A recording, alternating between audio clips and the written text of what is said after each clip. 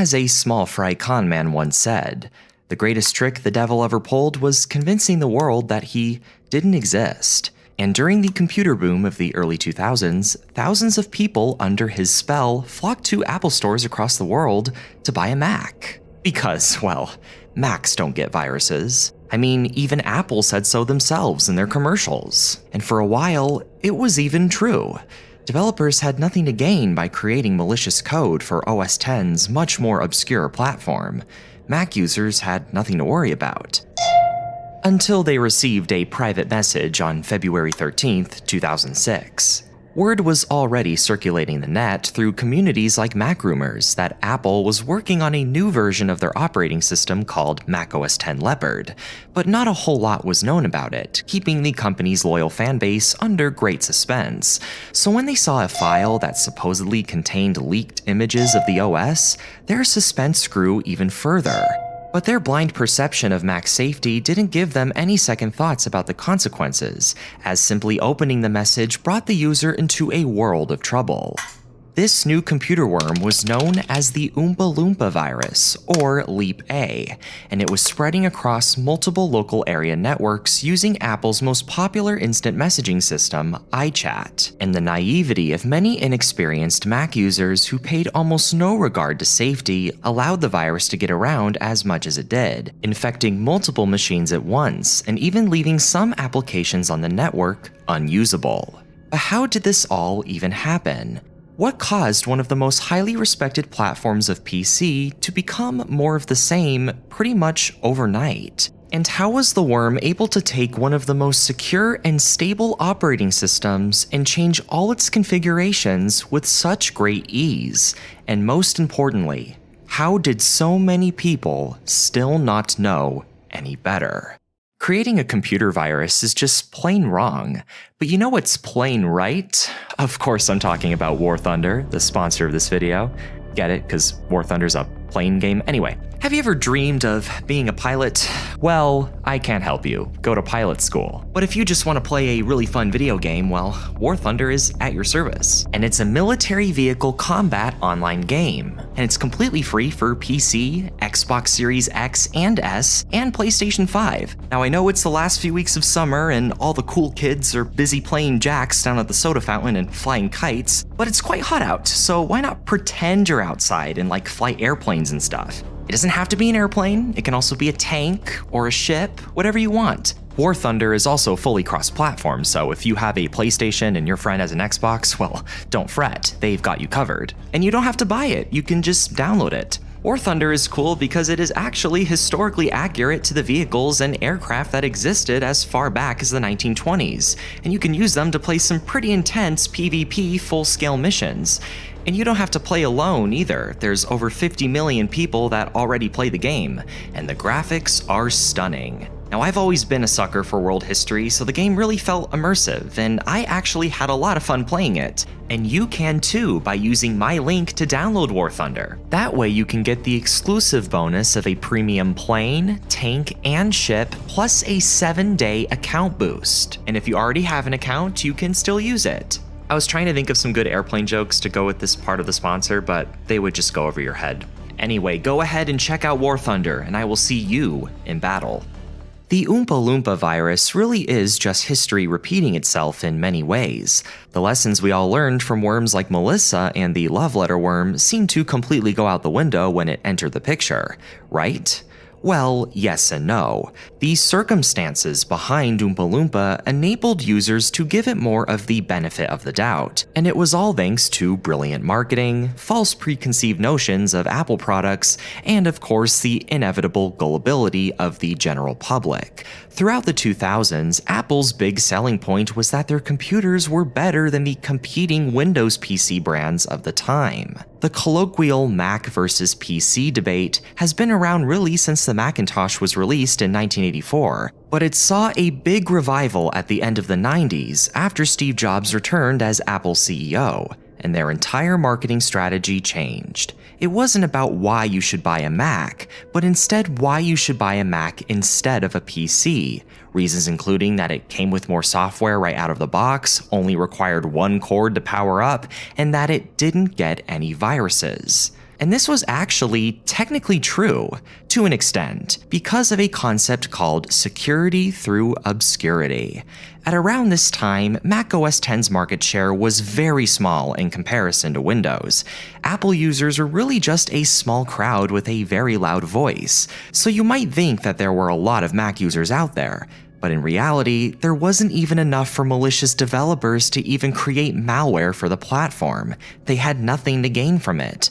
Of course, Mac viruses did exist, but they weren't nearly significant or damaging enough to even make a blip on the map. And with Apple sending out this message for such a long time, it started to become common knowledge among people who did or were considering doing the switch over to their products. Oompa Loompa was when that changed. It wasn't that the idea of getting a suspicious message from a friend on your computer was some completely foreign concept, but that was just a Windows thing. They didn't think it was necessary to have second thoughts or be suspicious because Macs don't get viruses. Of course, not everyone thought this way, and this was just part of it. Otherwise, the virus wouldn't have been able to spread in the first place, because you do have to take into account just the general ignorance of everyday online users. You must remember that the average person really is more gullible than you might think. Even if the most devastating virus you could think of presented itself through the form of a worm and people issued all kinds of PSAs and warnings about it, there would still be those select people who would still fall for it. You also had those people who were anticipating more information about OS X Leopard and let their ambition take over their safety instincts. But did the developer of the Oompa Loompa virus have all those things in mind when creating it? Unfortunately, that is a question we cannot answer because, well, we have no idea who created the worm or what its origins even are. It is still a mystery today, though the most likely case is that it originated from a RapidShare link dated February 10th that was posted on a series of Apple-related forums, but would really start to gain recognition just 3 days later in a thread on the site MacRumors, when a user named Last Hope posted about supposed screenshots of OS X Leopard. Other users would quickly figure out what it truly was and respond with great animosity. This would be the only time Last Hope would ever post or even log in. Whether or not all these submissions were from the same person is unknown. But these points of origin would make sense based on the nature of how the worm spreads in the first place. So what did the Oompa Loompa doopity do? So it actually behaves in a way very similar to the previous worms like Melissa and I Love You, except one crucial difference. Oompa Loompa didn't spread through the internet. It spread through local area networks, or intranets, networks that are private and typically limited to only one area.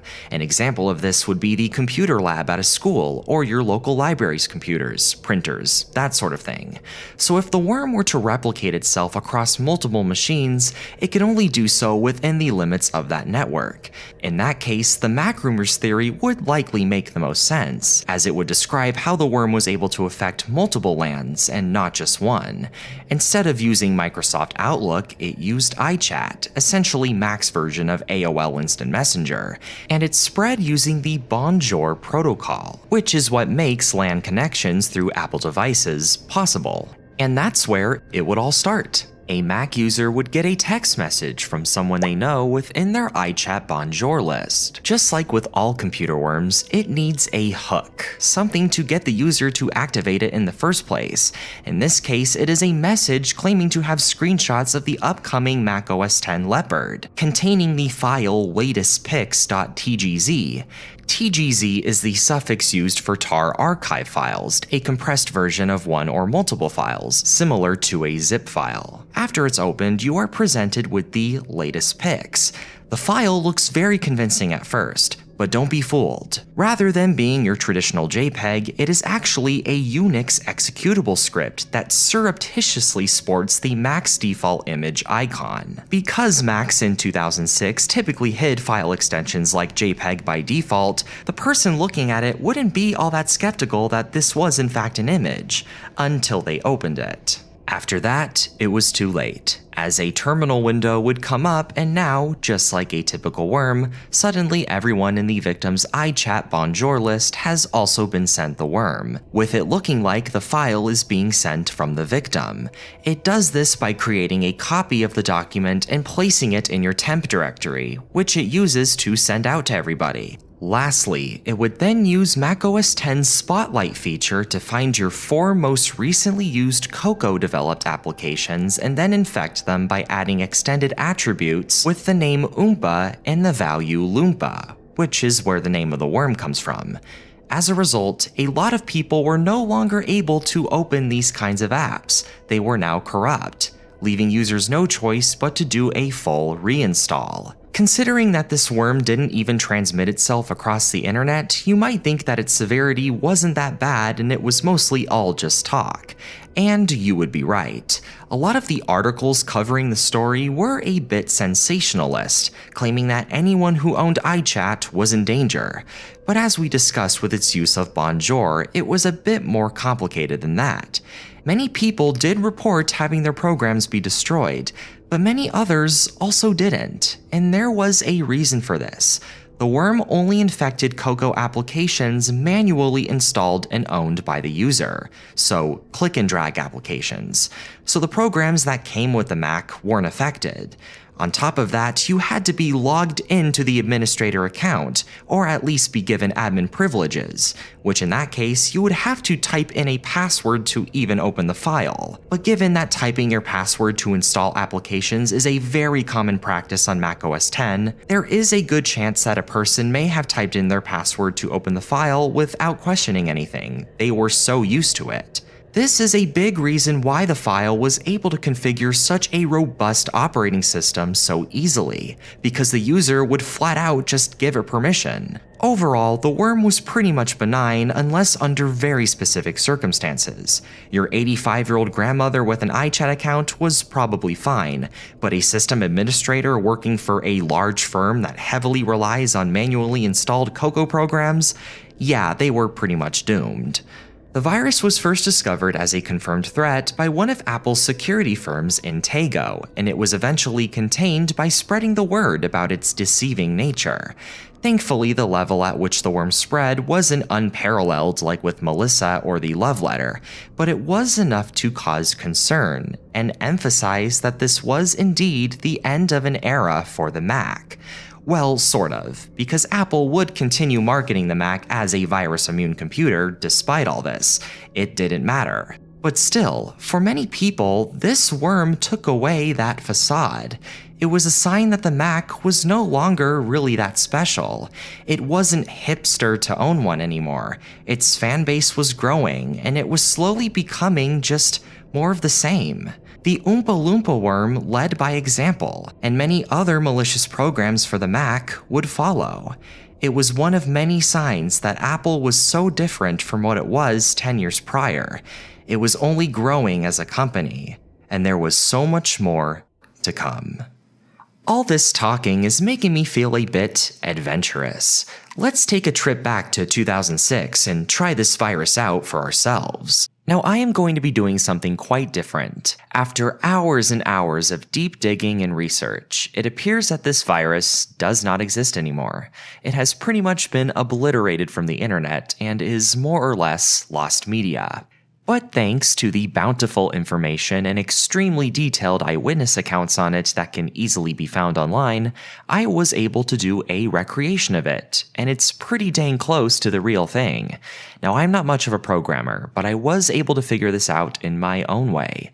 Of course, do not try this at home, and with that said, let's begin. Now remember, this virus only affects Cocoa applications, so I have gone ahead and put together a basic Cocoa application of my own. We'll go ahead and close that and open my iChat.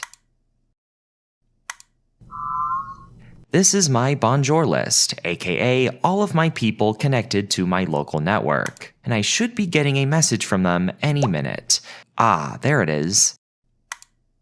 Latestpics.gz. Are these those images of macOS X Leopard I've been hearing about? Let's go ahead and find out. Here is our file. Now let's open it. Now look at how convincing that is. But if we select Get Info, all the smoke and mirrors start to manifest.